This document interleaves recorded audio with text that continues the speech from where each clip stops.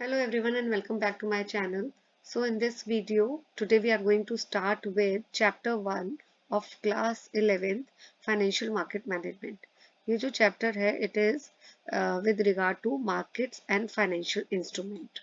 Right? So let's start. First question है, what is investment? Investment का मतलब क्या होता है? Right so first thing is जो भी आप पैसा अलग रखते हो, ठीक है, जो भी मनी आप अर्न करते हो उसमें से कुछ आप स्पेंड करते हो और कुछ सेव करते हो ताकि फ्यूचर में कोई भी एक्सपेंसेस होंगे उसको हम सेविंग से फुलफिल कर सकते हैं, मीट कर सकते हैं।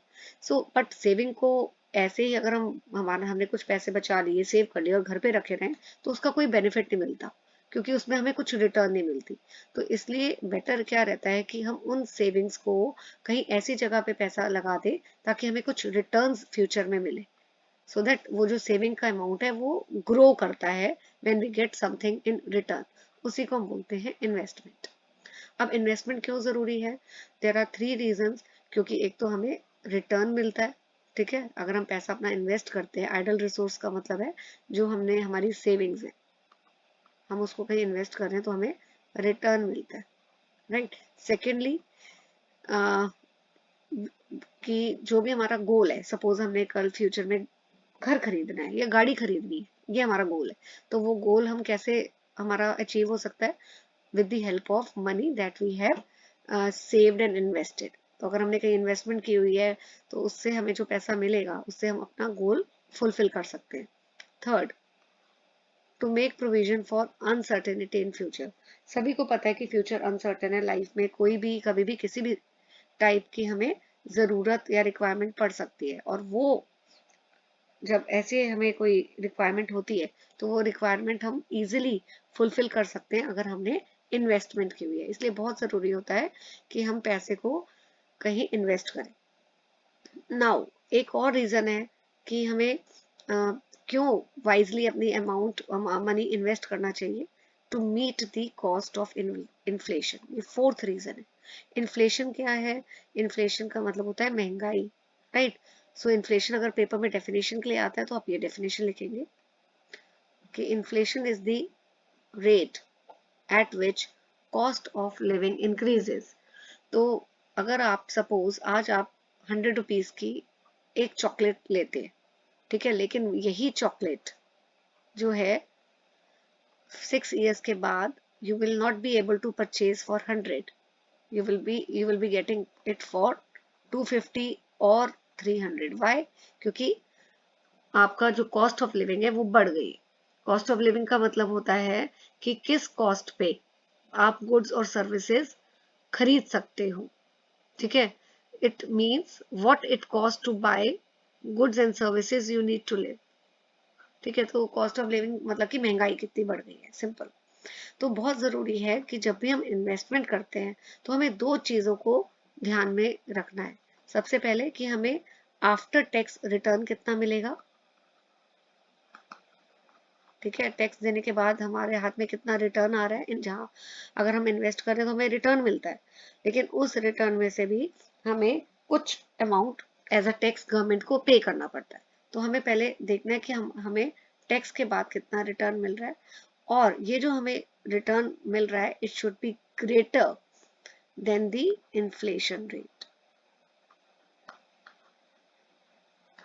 तो यही हमारा एम होना चाहिए इन्वेस्टमेंट का, कि rate of return that we are going to get it should be more than the inflation rate. देखिए यहाँ पे लिखा भी होगा,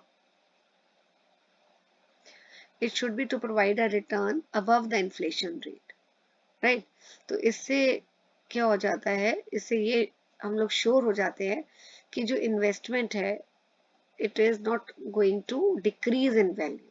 तो अगर हमें रिटर्न अच्छे मिलते हैं, आफ्टर टैक्स रिटर्न जो है अगर वो ज्यादा होता है इन्फ्लेशन रेट से, तो हम इन्फ्लेशन यानी महंगाई को इजीली फेस कर सकते हैं। तो ये 4 आपके रीजन थे why you should invest money. Now when to start earning. So जितनी जल्दी इन्वेस्ट करें उतना ही बेटर होता है। तो 3 गोल्डन रूल्स आपको याद रखने हैं, ये भी पेपर में आता है। What are the 3 golden rules of investment? कि invest early, invest regularly, invest for long term. Short term के लिए नहीं, आपको लॉन्ग टर्म बेनिफिट देखना है। Now what point should be kept in mind while investing. तो जब भी हम इन्वेस्टमेंट करते हैं तो हमें किन चीजों का ध्यान किन चीजों को ध्यान में रखना चाहिए, राइट तो हमें सबसे पहले जब भी हम इन्वेस्टमेंट करते हैं तो हमें रिटन डॉक्यूमेंट्स हमारे पास जरूर होने चाहिए, जो उस डॉक्यूमेंट्स में क्लियरली होता है कि हमने अपना पैसा कहाँ लगाया है, कितने टाइम पीरियड के लिए लगाया है, क्या रेट ऑफ इंटरेस्ट या रिटर्न हमें मिलेंगे, तो वो डॉक्यूमेंट्स हमारे पास होने चाहिए। देन उन डॉक्यूमेंट्स को प्रॉपरली रीड करना, अंडरस्टैंड करना, ये भी इम्पोर्टेंट है, राइट। थर्ड, हमें वेरीफाई कर लेना चाहिए कि इन्वेस्टमेंट को, कि जहाँ पैसा लगा रहे हैं वो सेफ होगा या नहीं। कॉस्ट और बेनिफिट को भी कंपेयर करना चाहिए कि कॉस्ट ऑफ इन्वेस्टमेंट क्या है और बेनिफिट्स कितने मिलेंगे। रिस्क और रिटर्न जो है वो भी हमें स्टडी करना चाहिए। फिर ये भी देखना चाहिए कि हमारी जो इन्वेस्टमेंट है क्या उसमें लिक्विडिटी वो एस्पेक्ट और सेफ्टी एस्पेक्ट्स है या नहीं। लिक्विडिटी का मतलब क्या होता है कि जहाँ पे भी हमने पैसा लगाया है और कल फ्यूचर में अगर हमें कहीं पैसे की इमरजेंसी आ जाती है तो क्या हमने जहाँ पे भी इन्वेस्ट किया है, क्या हम सपोज हमने शेयर्स में हमने पैसा देके शेयर्स परचेज किए, तो क्या हम उस शेयर्स को सेल कर सकते हैं। अगर हम इजीली सेल करके पैसा हमें मिल जाएगा तो हम बोलते हैं शेयर तो इन्वेस्टमेंट लिक्विड है, ठीक है। तो ये चीजें भी देखनी चाहिए। देन जो हम इन्वेस्ट कर रहे हैं क्या वो इन्वेस्टमेंट हमारे गोल्स के अकॉर्डिंगली है, राइट। देन हम जब भी इन्वेस्टमेंट करते हैं वन थिंग इज इम्पोर्टेंट कि हमें जहाँ पे भी हम पैसा लगा रहे हैं, पैसा लगाने से पहले, इन्वेस्ट करने से पहले हमें बाकी इन्वेस्टमेंट अपॉर्चुनिटीज भी देखनी चाहिए, स्टडी करनी चाहिए, राइट। देन ऑल्सो अब हम एक जगह तो इन्वेस्ट करते नहीं है, we invest in various other ways also. तो हमें ये देखना चाहिए अगर हम सपोज इस स्कीम पे स्कीम 1 में इन्वेस्ट कर रहे हैं, क्या ये स्कीम जहाँ हम इन्वेस्ट कर रहे हैं तो बाकी जो स्कीम 2 है और स्कीम 3 वो तो नहीं डिस्टर्ब होंगी अगर हम इन्वेस्टमेंट कर रहे हैं स्कीम 1 में, right. Second next point is कि जब भी हम इन्वेस्ट कर रहे हैं अपने फंड्स, क्या it should be with the help of authorised intermediary. Intermediary का मतलब होता है मिडल मैन, राइट। देन तो कोई भी अगर हमें कोई डाउट है इन्वेस्टमेंट से रिलेटेड तो हमें वो क्लैरिफिकेशन जो है इंटरमीडियरी से पूछ लेनी चाहिए, राइट। और ऑप्शंस जितनी भी है वो हमें एक्सप्लोर करनी चाहिए इन्वेस्टमेंट से पहले। अब interest, what is meant by interest. जब भी हम मनी बोरो करते हैं, ठीक है, अगर हमने मनी बोरो किया है तो अब हम किसी का पैसा यूज कर रहे हैं तो बदले में हमें उनको उस पैसा यूज करने के बदले में जो अमाउंट हम उसको उनको वापस करते हैं, देते हैं, उसको बोलते हैं इंटरेस्ट, ठीक है। तो आपको कोई अपने फंड्स यूज करने दे रहा है, ठीक है, in return we have to pay him something for using their funds, that is called as interest. और ये जो इंटरेस्ट है, ठीक है, हम किस पे कैलकुलेट करते हैं, प्रिंसिपल पे, right. Okay, now what factors determine the interest rate. तो जो फैक्टर्स हैं जो इंटरेस्ट रेट को गवर्न करते हैं, डिटरमिन करते हैं, उनको हम सबसे पहले बोलते हैं मैक्रो इकोनॉमिक फैक्टर्स, राइट। वो किस चीज पे डिपेंड, वो कौन से फैक्टर्स हैं कि डिमांड कितनी है मनी की, तो इंटरेस्ट किस पे डिपेंड करता है, इंटरेस्ट रेट डिपेंड करता है डिमांड फॉर मनी, कि कितना गवर्नमेंट बोरो कर रही है, सप्लाई कितनी है मनी की, इन्फ्लेशन रेट क्या है। तो ये सारी चीजें, ये फैक्टर्स जो है they determine the interest rate, right. Now what are various options available for investment. तो दो तरह के एसेट्स होते हैं जहाँ पे हम अपना फंड्स इन्वेस्ट करते हैं। फर्स्ट है फिजिकल एसेट्स और सेकंड है फाइनेंशियल एसेट्स। फिजिकल एसेट्स कौन से होते हैं, रियल एस्टेट यानी property, gold jewellery, commodities etcetera. Financial assets कौन से होते हैं, fixed deposits with the bank, ठीक है, small saving instrument with post office, insurance, provident fund etcetera, या सिक्योरिटी मार्केट रिलेटेड इंस्ट्रूमेंट जैसे shares, bonds, debentures, mutual funds, ये सारे फाइनेंशियल एसेट्स है। तो हम अपने फंड्स फिजिकल एसेट्स में लगा सकते हैं या फाइनेंशियल एसेट्स में इन्वेस्ट कर सकते हैं, या हम दोनों में ही कर सकते हैं combination. Now there are two investment option, first is short term investment and second is long term investment. Short term जो है वो ये वाले saving bank, money market, bank fixed deposit, और लॉन्ग टर्म में आपके ये दिए हुए हैं, तो एक एक करके हम इन सबको अभी स्टडी करेंगे, राइट। तो ये आपके जो है लॉन्ग टर्म ये वाले हैं, और this is your short term जो लेफ्ट साइड पे है। नाउ एक एक करके पढ़ते हैं। शॉर्ट टर्म में first is saving bank account. तो सेविंग बैंक अकाउंट में जो स्मॉल सेविंग्स होती हैं हाउस होल्ड की, लोगों की, वो क्या करते हैं, बैंक पे जाते हैं, अपना सेविंग बैंक अकाउंट ओपन करते हैं और वहां पे मनी इन सेव करते हैं। तो बैंक जो है बहुत कम लो इंटरेस्ट रेट ऑफर करता है, usually 4 to 6% per annum, right. Second है आप शॉर्ट टर्म फाइनेंशियल ऑप्शन, और कौन सा है, मनी मार्केट या लिक्विड फंड्स भी बोलते हैं, ठीक है। ये एक तरह से म्यूचुअल फंड्स ही होते हैं जो इन्वेस्ट करते हैं शॉर्ट टर्म सिक्योरिटीज में। शॉर्ट टर्म सिक्योरिटीज कौन सी होती हैं, जैसे कि जो शॉर्ट टर्म पीरियड के लिए पैसा लगाते हैं, जैसे शेयर्स में पैसा लगाया, डिबेंचर्स में लगाया, but not for a long term but for a short term, right. तो and they are liquid, they are called as liquid funds, क्योंकि अगर आप ने पैसा इन्वेस्ट किया है और कल अगर आपको वो पैसा चाहिए तो आप उसको पैसा सेल करके शेयर्स को, ठीक है, easily you can get the money. So that is why हम बोलते हैं कि ये लिक्विड है, राइट। सो मेन एम क्या रहता है मार्केट, मनी मार्केट फंड्स का, कि प्रोटेक्ट करना कैपिटल को, राइट, और मैक्सिमाइज करना रिटर्न्स को। Now third is fixed deposit with bank. तो ये यहाँ पे एक पर्टिकुलर टाइम पीरियड के लिए, ठीक है, इनको हम टर्म डिपॉजिट्स भी बोलते हैं। सबसे पहले तो आपको पता होना चाहिए फिक्स्ड डिपॉजिट्स को टर्म डिपॉजिट भी बोलते हैं, ठीक है। सो जो इन्वेस्टमेंट पीरियड होता है यहाँ पे मिनिमम 30 डेज का होता है, मिनिमम, राइट। तो ये फिक्स्ड डिपॉजिट्स किसके लिए हैं, कि जो इन्वेस्टर्स जिनको बहुत ज्यादा रिस्क नहीं लेना, they invest their money in fixed deposit with the bank, right. And जो इन्वेस्टमेंट पीरियड होता है यूजुअली 6 to 12 मंथ्स का होता है।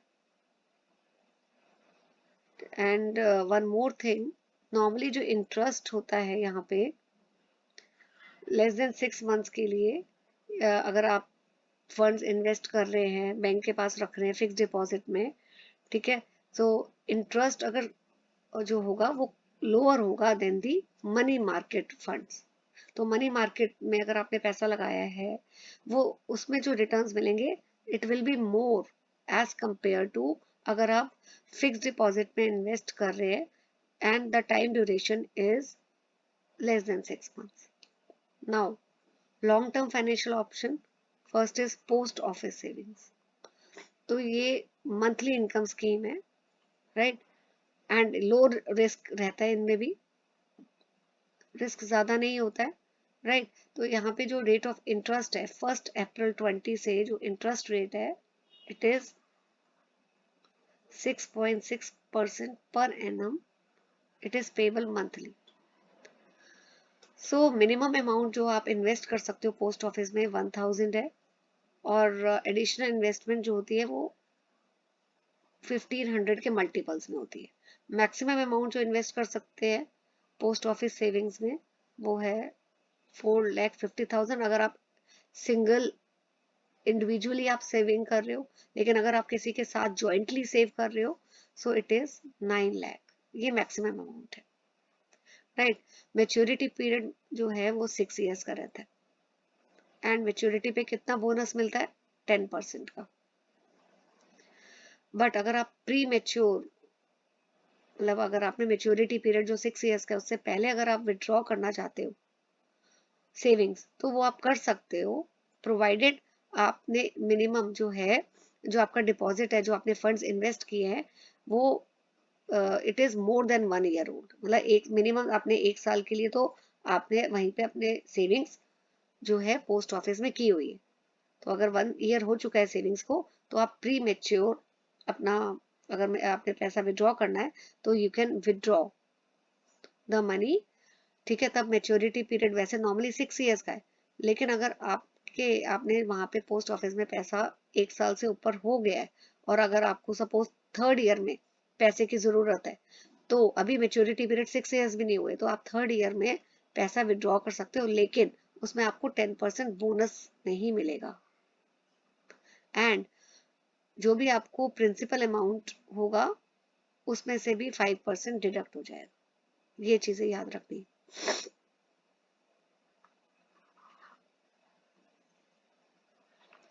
Second is public provident fund, इसको पीपीएफ भी बोलते हैं,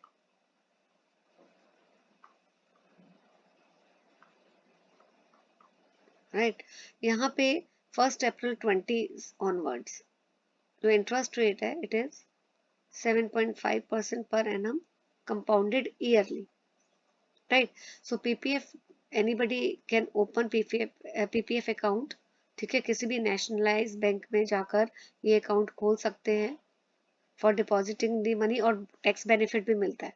यानी अगर पीपीएफ में आपने पैसा लगाया है, और जब भी ये आपको आप मेच्योरिटी पीरियड के बाद जब आप ये पैसा आपके हाथ में आता है, ठीक है, तो आपको जो भी पैसा ये आएगा या रिटर्न्स जो भी इंटरेस्ट मिलेगा, it is tax free, interest भी टैक्स फ्री है, और जो अमाउंट आप इन्वेस्ट करते हो वो भी टैक्स फ्री है। तो आप इसमें देखो मेच्योरिटी पीरियड लिखा था 15 ईयर्स है यहाँ पे, तो पीपीएफ में मेच्योरिटी पीरियड है 15 साल, लेकिन आप अगर पैसा पहले चाहिए, ठीक है, तो आप विड्रॉ कर सकते हो, लेकिन किस साल से?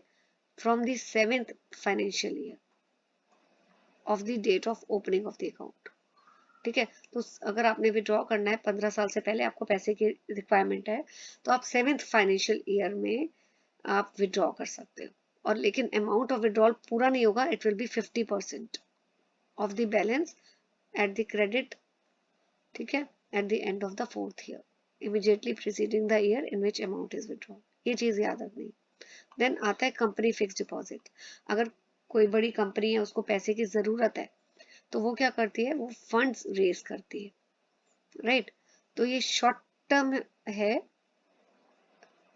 For 6 months to medium term 3 to 5 years।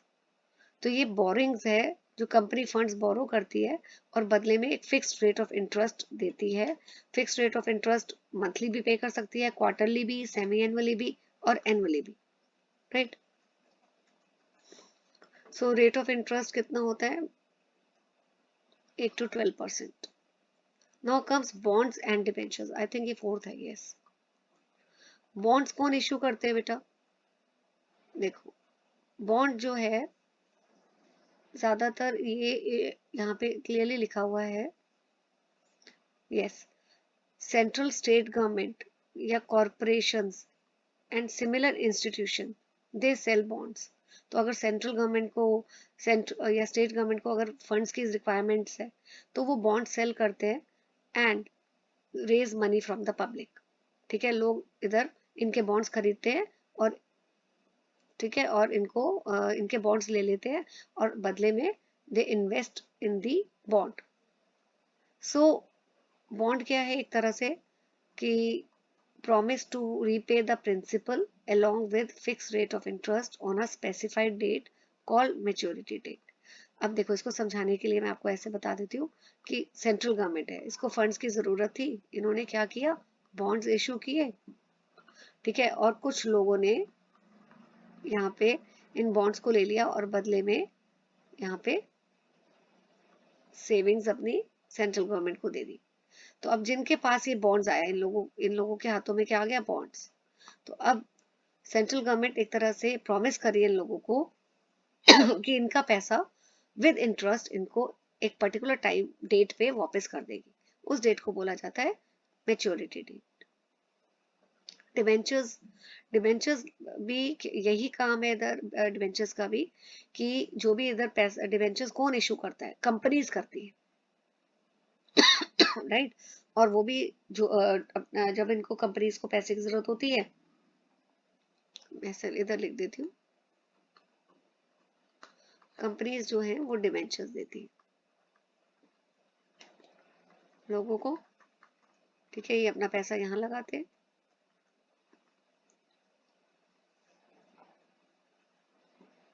Right. तो कंपनी भी एक तरह से प्रॉमिस करती है कि इनको इंटरेस्ट के साथ इनका पैसा रीपे कर देगी at a date which is called as maturity date, right.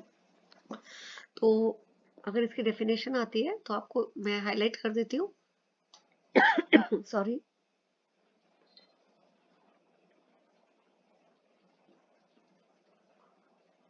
Yes, it is a fixed income debt instrument issued for a period of more than 1 year with the purpose of raising capital, right? अच्छा, debentures अब जो है वो दो तरह के होते हैं, कन्वर्टेबल, नॉन कन्वर्टेबल, यहाँ पे ये, और पार्टली कन्वर्टेबल। कन्वर्टेबल डिबेंचर्स कौन से होते हैं बेटा? जो इक्विटी शेयर्स में कन्वर्ट हो सकते हैं। अगर डिबेंचर होल्डर चाहता है तो मैच्योरिटी पे इसको इक्विटी शेयर्स में कन्वर्ट कर सकता है। And what are non convertible? They are fully repaid on maturity, and partly convertible debentures are partly repaid and partly convertible on maturity. तो नॉन कन्वर्टेबल डिवेंचर्स जो होते हैं, कन्वर्टेबल तो अगर डिवेंचर्स होल्डर चाहता है तो वो इसको इक्विटी में कन्वर्ट कर सकता है, ठीक है। Non convertible means which are not converted, right. तो ये हम जो कंपनी है इनको मेच्योरिटी में फुली रिपे कर देती।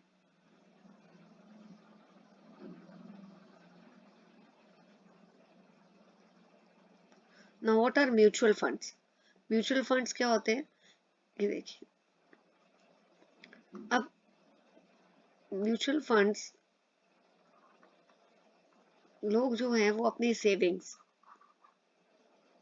इन्वेस्ट करते हैं इन म्यूचुअल फंड्स, और म्यूचुअल फंड्स बदले में इनको क्या इशू करती है? Units, right. म्यूचुअल फंड अब क्या करती है, ये लोगों का, जो लोगों से, बहुत सारे लोगों से पैसा लिया है, पूल किया है, सेविंग्स इनके लिए, इसको कहीं और इन्वेस्ट करती है, अलग अलग सिक्योरिटीज में, शेयर्स में, डिबेंचर्स में, बॉन्ड्स में, etcetera.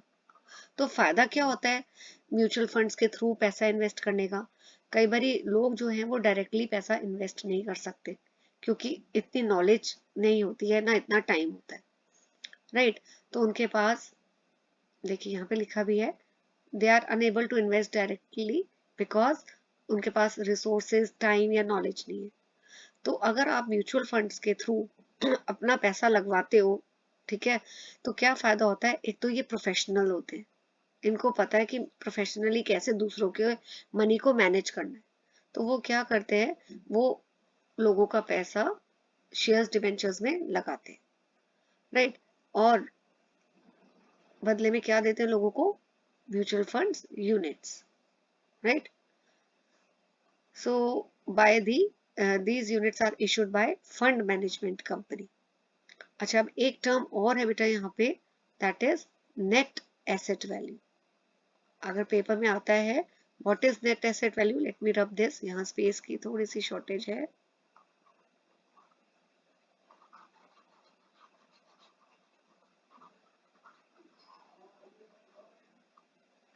Yes, what is mutual fund, अगर इसका मैं what is net asset value,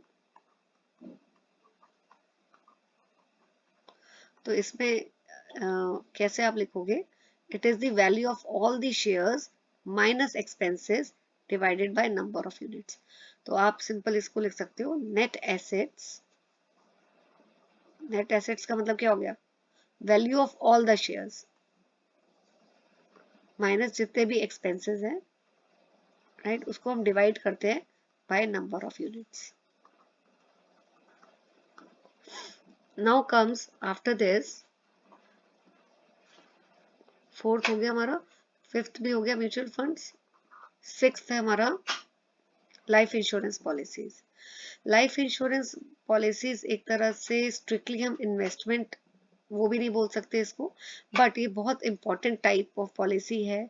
ठीक है, इसमें एक तरह से कॉन्ट्रैक्ट होता है जो इंश्योरेंस कंपनी प्रॉमिस करती है कि इट इज गोइंग टू पे टू दी पर्सन जिसका इंश्योरेंस हुआ है, या अगर उस ठीक है, इंश्योरेंस कंपनी बेसिकली प्रॉमिस करती है कि it will pay a money to the person assured और following him to the person entitled to receive the same.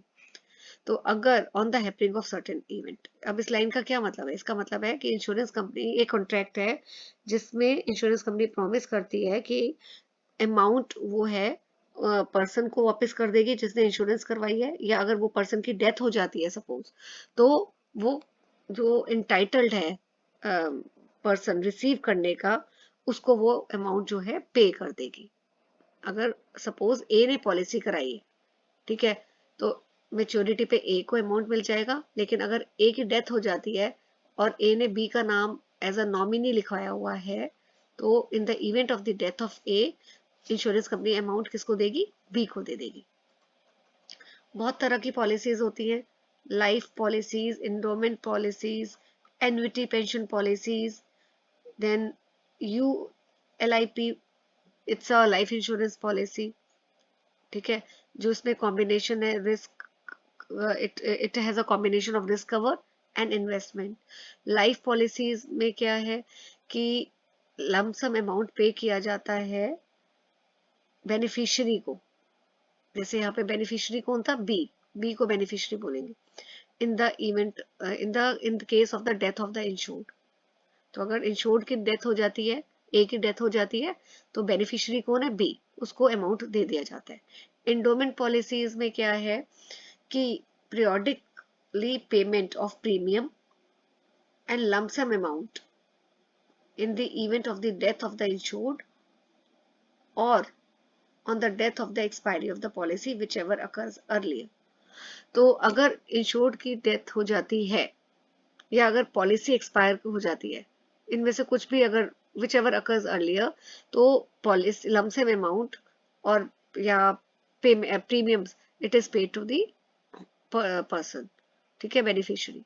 और एन्युटी पेंशन पॉलिसीज कौन सी होती हैं? जिसमें एक फिक्स्ड एश्योर अमाउंट जो है वो हर फिक्स्ड अमाउंट दिया जाता है फॉर अ सर्टेन पीरियड, तो एक तरह से गारंटीड हो जाती है इनकम की। पेंशन पॉलिसी लेते हैं ना, अगर किसी की जॉब नहीं है, ठीक है, 60 ईयर्स का हो गया, तो 60 ईयर्स के बाद कैसे खर्चा चलेगा, तो दे टेक पेंशन पॉलिसीज कि जिसमें गारंटीड इनकम उनको दी जाती है, राइट।